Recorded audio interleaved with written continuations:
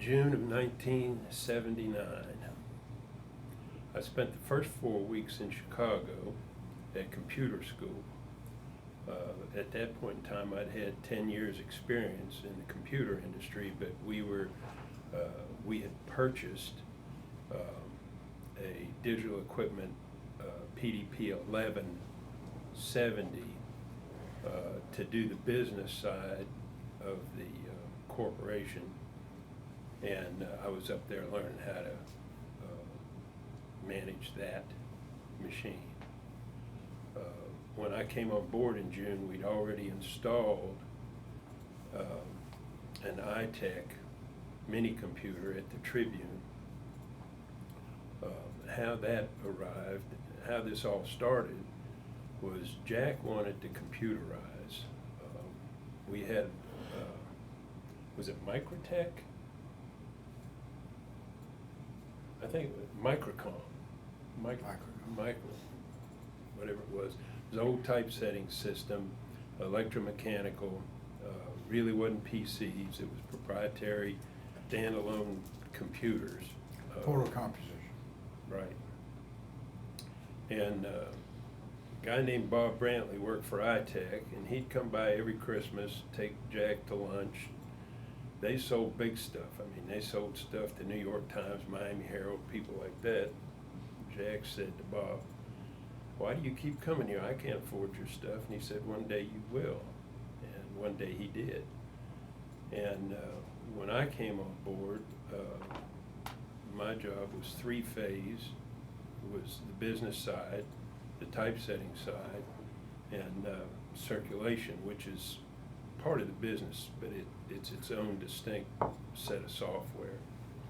So on the typesetting side was editorial and advertising. And we took a small group of small country newspapers, and within a few years, we were at the leading edge of technology, right up there with the New York Times, Miami Herald, the LA Times. We did it with our own manpower, our own innovation, and we had a lot of fun doing it. We bought that iTech computer, and it was a mini computer, and it was scalable. You could just add boxes on top of boxes and expand to your needs.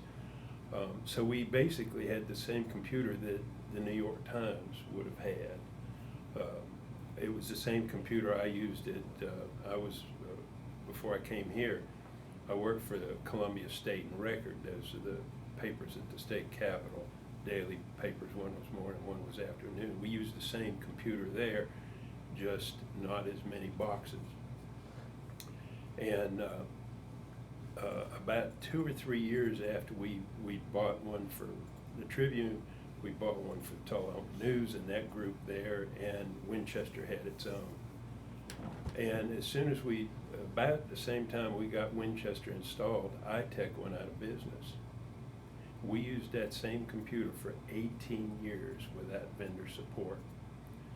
There were a couple of guys down in Atlanta and a friend of mine up in New York that kept us alive. They knew how to repair the parts. They'd worked for the factory, and they kept us alive.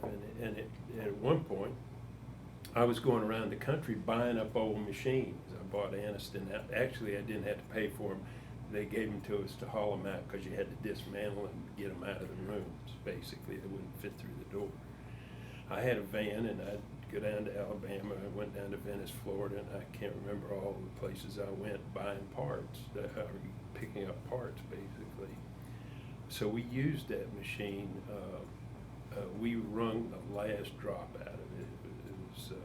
It was an interesting time. But during that time, the PCs came along, digital typesetting came along. The first thing that we did with PCs was we put one on the wire, on the AP wire, as a backup in case the iTech went down.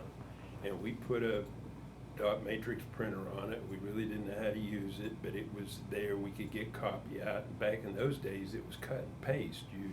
You set type on a strip of paper, a little bit bigger than that, and you'd put wax on it and lay it down on a board. That's where we started.